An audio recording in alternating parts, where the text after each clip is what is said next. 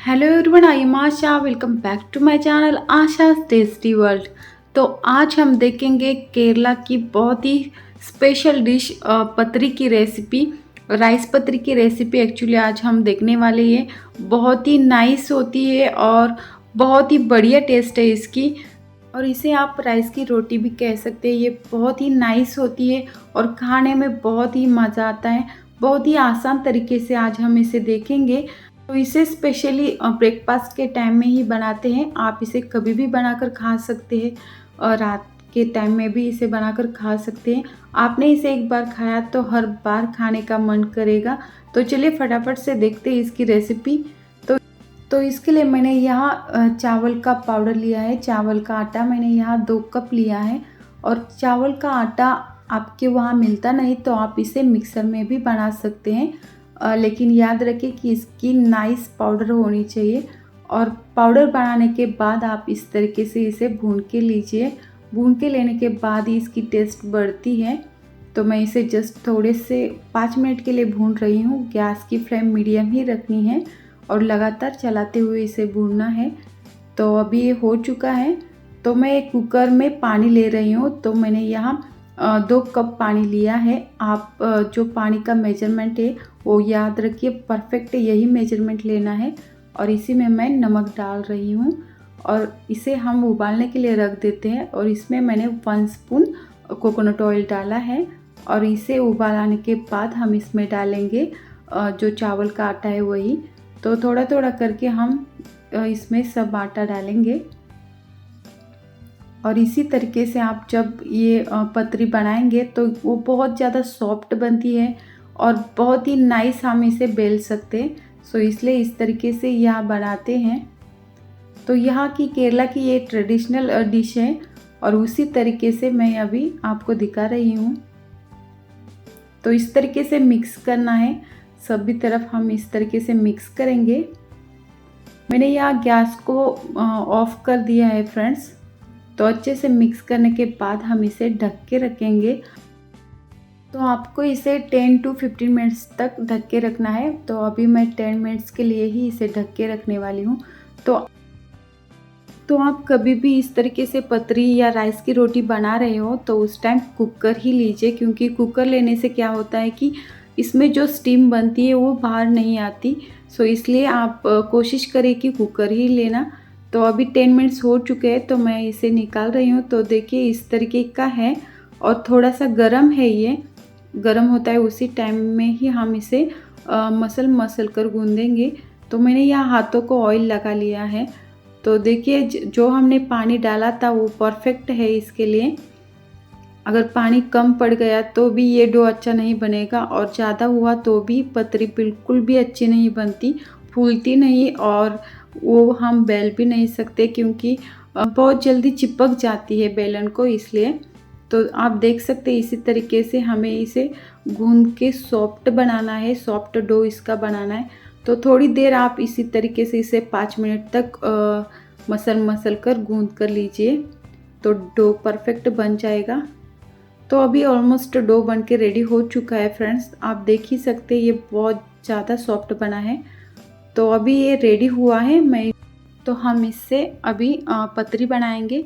तो यहाँ मैंने नींबू की साइज़ की एक बॉल ली है और इसे मैंने चावल के आटे में डिप किया है और इसी तरीके से डिप करके हम इसे बेलेंगे। जिस तरीके से हम पूरी बेलते हैं उसी तरीके से हमें इसे बेलना है। तो आप देख सकते हैं ये बेलते टाइम मैं बार बार चावल का आटा ले रही हूँ, क्योंकि ये बहुत जल्दी बेलन को चिपकता है फ्रेंड्स। और ये पतरी बहुत बड़ी नहीं होती, जो पूरी की साइज़ होती है उसी साइज़ की रहती है यहाँ। और फ्रेंड्स इसे जितना हो सके उतना पतला ही बेलना है। बहुत ही ट्रांसपेरेंट होती है एक्चुअली ये पतरी और ये बहुत ही जल्दी बन जाती है। बहुत ज़्यादा टाइम नहीं लगता इसे बनाने के लिए। और आप इसे बनाकर एक ही साथ आप इसे 20 to 25 बनाकर रख सकते हैं। और नहीं तो आपको कितनी पतरी चाहिए उतनी पहले बेल कर रखिए और फिर एक एक करके आप इसे फटाफट से सेक के ले सकते हैं। तो यहाँ उसी तरीके से करते हैं।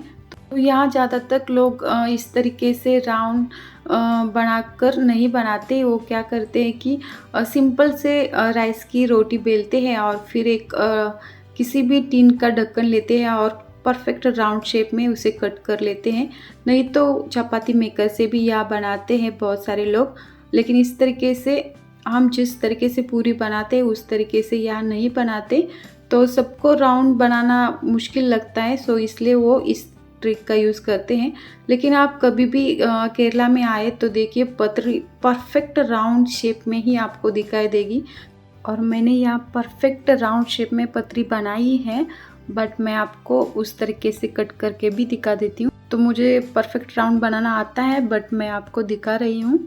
तो अगर आपको राउंड बनाना नहीं आता तो आप इस तरीके से कुछ भी ले सकते हैं, टीन का ढक्कन ले सकते हैं। मैंने यहाँ एक स्टैंड लिया है और उसी को मैं रख के राउंड शेप बना रही हूँ। तो देखिए इस तरीके से दिखती है पतरी। तो परफेक्ट ये बन चुकी है, बहुत ही ज़्यादा नाइस। और सभी जो पतरी मैं बनाने वाली हूँ वो अभी हम एक ही साथ सबको बेल के रखेंगे, और साथ में बेल के रखने के बाद फिर हम इसे फटाफट से सेक के लेंगे, बहुत जल्दी हो जाएगा। आपको जिस ट्रिक का यूज़ करना है वो ट्रिक आप यहाँ यूज़ कर सकते हैं। आप चाहे तो राउंड शेप में बना के रख सकते हैं या चाहे तो टीन का ढक्कन लेके राउंड शेप बना सकते हैं। तो इसे मैंने पहली बार एक शादी में खाया था। एक शादी में, एक फ्रेंड्स के शादी में हम गए थे, तब वहाँ मैंने इस पतरी को खाया था। तभी मुझे पता चला था कि इस तरीके की ये पतरी होती है। और उसे देखते ही मैं सोच में पड़ गई कि इसे किस तरीके से इतना नाइस बनाया होगा, ये किससे बनती होगी। और खाने के बाद पता चला कि ये राइस से बनी है और बहुत ही बढ़िया लगता है खाने के टाइम। किसी भी करी के साथ आप इसे खा सकते हैं। तो देखिए फ्रेंड्स, इसी तरीके से सभी राउंड शेप में हम पतरी बनाएंगे। आपके पास चपाती मेकर है तो आप बहुत ही जल्दी इसे फटाफट से बना सकते हैं। तो आप देख सकते हैं फ्रेंड, बहुत ज़्यादा नाइस ये बना है। तो इसी तरीके से केले के लीफ पे हम इसे रखेंगे इकट्ठा करके। तो देखिए यहाँ मैंने बहुत सारी पतरी बना के ली है और अब हम इसे इन सबको शेक के लेंगे। तो यहाँ मैंने एक नॉन स्टिक पैन लिया है और उसी के ऊपर हम पतरी डालेंगे। इसमें हमें ऑयल वगैरह कुछ भी नहीं लगाना, सिंपली हम इसे शेक के लेंगे। तो देखिए इस तरीके से एक साइड पलटने के बाद मैं इसे इस तरीके से दबा रही हूँ ताकि ये सभी तरफ से अच्छी तरह से पके। तो आप देख सकते हैं कितनी फूल चुकी है, इसी तरीके की फूलनी चाहिए, तभी आप समझ लेना कि आपने जो डो बनाया है और जो पतरी आपने बनाई ये परफेक्ट बनी है। तो बहुत ही नाइस टू लेयर्स इसमें से निकल आएंगे। तो यहाँ मैं रख रही हूँ और इसे ब्राउन बिल्कुल भी नहीं बनाना, ये वाइट कलर की होती है। तो हमने जब इसे स्टीम करके रखा था तभी वो आटा पक चुका था। तो अभी जस्ट हम इसे शेक के लेंगे। तो देखिए तुरंत मैंने साइड चेंज कर दिए। इसके ऊपर बबल्स आने के बाद हम तुरंत इसकी साइड चेंज करेंगे और फिर इस तरीके से हमें एक क्लॉथ से दबाना है, नहीं तो आप इसे स्पैचुला से भी दबा के ले सकते हैं। तो आप देख सकते हैं ये दूसरी पतरी भी उसी तरीके से फूल चुकी है, लेकिन आपको इस तरीके से ब्राउन डॉट इसमें नहीं लाना है। और ये देखिए फ्रेंड्स, दिखने में बहुत ही प्यारी लग रही है और ये वाइट कलर की होती है, इसलिए देखते बहुत ही अच्छा लगता है मन को। तो फ्रेंड्स, इसे देखकर आप समझ चुके होंगे कि सभी राज्यों में एक ही टाइप की डिश होती है, बट उसका नाम और उसकी बनाने की मेथड अलग अलग रहती है, उसी से उस डिश की पहचान होती है।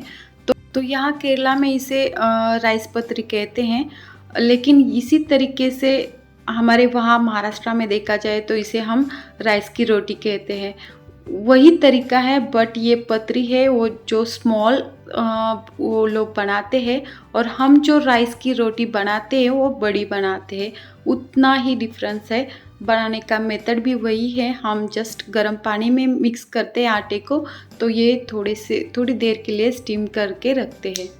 और अभी मैंने 2-3 राज्यों का मुझे परफेक्ट पता है, तमिलनाडु, केरला एंड महाराष्ट्र। तो मेरे समझ में आया है कि डिश वही होती है, बट तरीका अलग अलग होता है, नाम अलग अलग रहता है। तो देखिए फ्रेंड्स, परफेक्ट केरला स्टाइल पतरी बन के रेडी है। बहुत ज़्यादा सॉफ्ट बनी है, इसका कलर भी परफेक्ट वाइट बना है और ये देखते ही खाने का मन कर रहा है। बहुत ही आसान तरीके से ऑल टिप्स एंड ट्रिक्स के साथ मैंने आपको बताया है और इस पतरी को मैं हमेशा बनाती हूँ फ्रेंड्स। बच्चों को बहुत ज़्यादा पसंद है राइस पतरी। आगे मैं केरला की सभी ट्रेडिशनल रेसिपीज़ लेकर आने वाली हूँ। अगर आपको मेरे वीडियोस पसंद आते हैं तो प्लीज़ ज़्यादा से ज़्यादा शेयर करिए।